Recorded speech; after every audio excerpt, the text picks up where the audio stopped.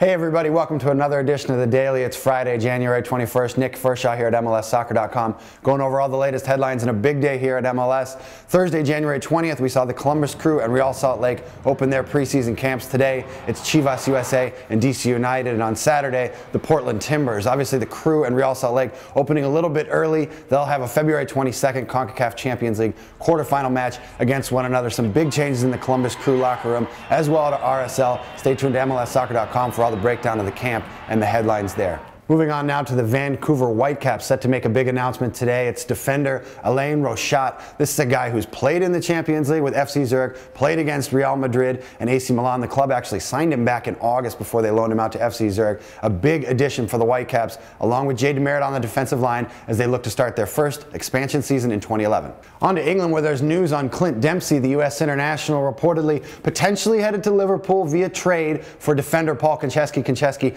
a former teammate of Dempsey's at Fulham, and reportedly having a falling out with new Liverpool manager Kenny Dalglish. Liverpool obviously struggling this year, 13th on the EPL table and struggling offensively, possibly looking at Dempsey to shore up the offensive core. No matter what, they have to get the deal done before the international transfer window closes on January 31st.